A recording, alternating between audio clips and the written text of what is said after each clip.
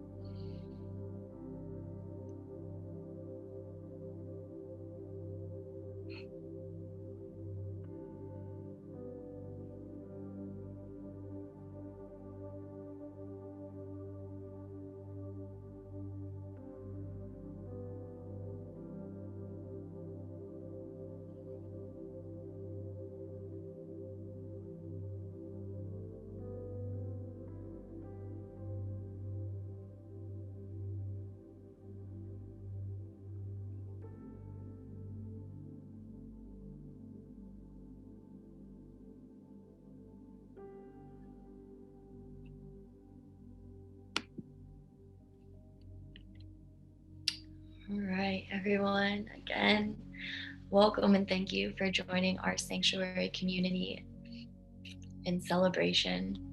As we begin our as we begin our statement of faith, we recognize that this statement does not exhaust the extent of our faith.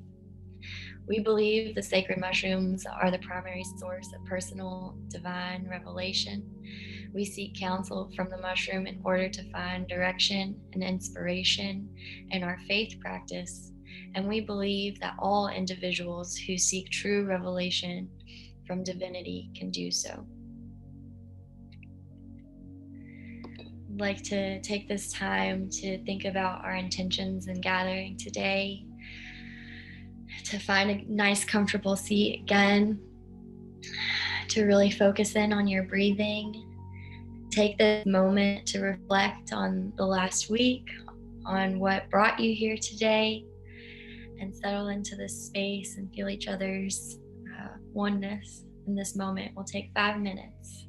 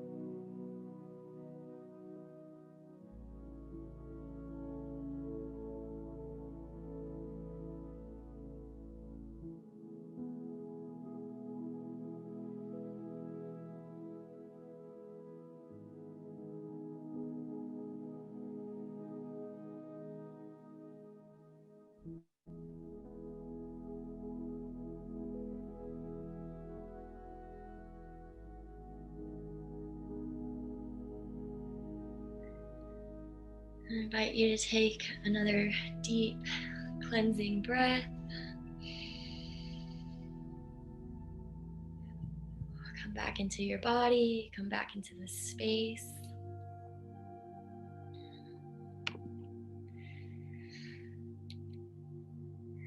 We'll go into our first reading.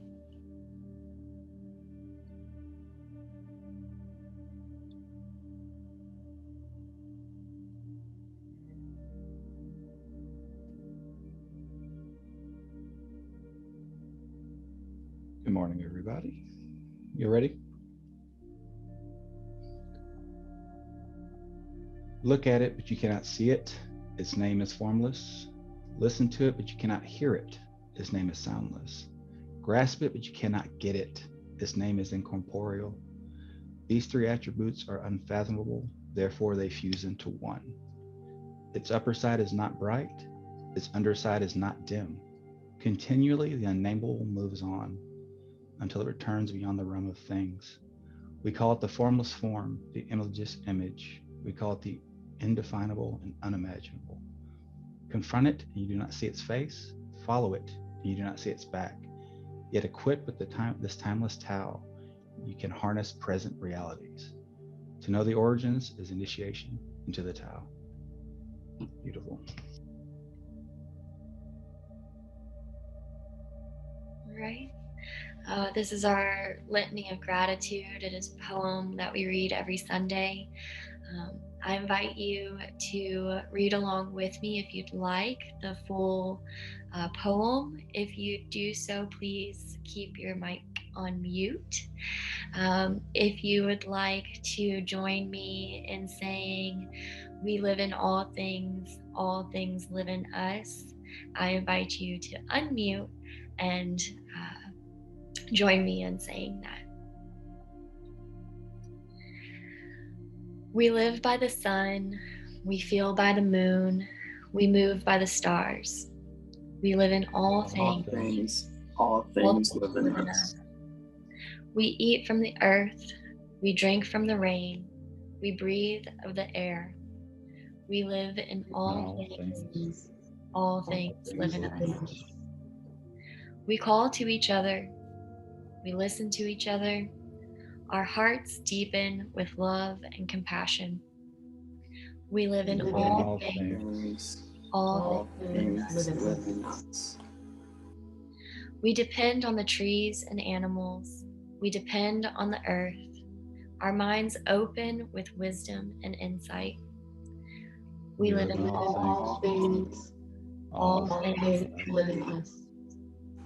We dedicate our practice to others. We include all forms of life. We celebrate the joy of living and dying. We live in all things live in us.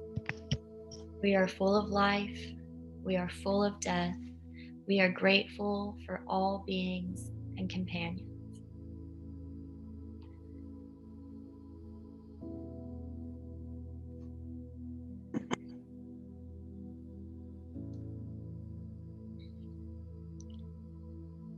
All right, are you ready? We're ready, Lynn. All right. Chapter 14 from The Science of Being Great. Do not merely think that you are going to become great. Think that you are great now. Do not think that you will begin to act in a great way at some future time. Begin now. Do not think that you will act in a great way when you reach a different environment. Act in a great way where you are now. Do not think that you will begin to act in a great way when you begin to deal with great things. Begin to deal in a great way with small things. Do not think that you will begin to be great when you get among more intelligent people or among people who understand you better. Begin now to deal in a great way with the people around you. If you are not in an environment where there is scope for your best powers and talents, you can move in due time. But meanwhile, you can be great where you are. Lincoln was as great when he was a backwoods lawyer as when he was president. As a backwoods lawyer, he did common things in a great way, and that made him president. Had he waited until he reached Washington to begin to be great, he would have remained unknown. You are not made great by the location in which you happen to be, nor by the things with which you may surround yourself.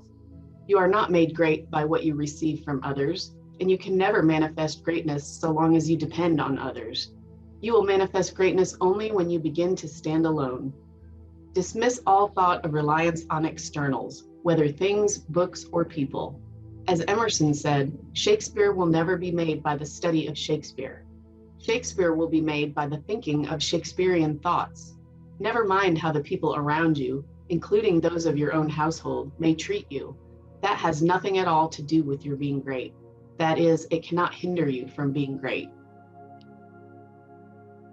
People may neglect you and be unthankful and unkind in their attitude toward you. Does that prevent you from being great in your manner and attitude toward them? Your Father, said Jesus, is kind to the unthankful and the evil. Would God be great if he should go away and sulk because people were unthankful and did not appreciate him? Treat the unthankful and the evil in a great and perfectly kind way, just as God does. Do not talk about your greatness. You are really, in essential nature, no greater than those around you. You may have entered upon a way of living and thinking which they have not yet found, but they are perfect on their own plane of thought and action. You are entitled to no special honor or consideration for your greatness. You are a god, but you are among gods. You will fall into the boastful attitude if you see other people's shortcomings and failures and compare them with your own virtues and successes. And if you fall into the boastful attitude of mind, you will cease to be great and become small.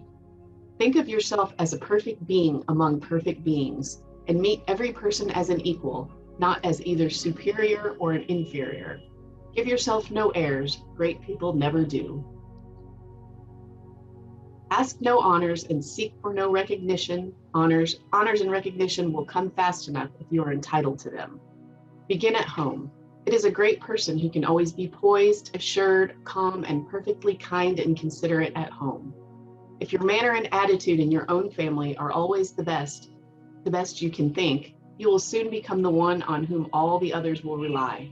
You will be a tower of strength and a support in time of trouble. You will be loved and appreciated. At the same time, do not make the mistake of throwing yourself away in the service of others. The great person respects themselves. They serve and help, but they are never slavishly servile.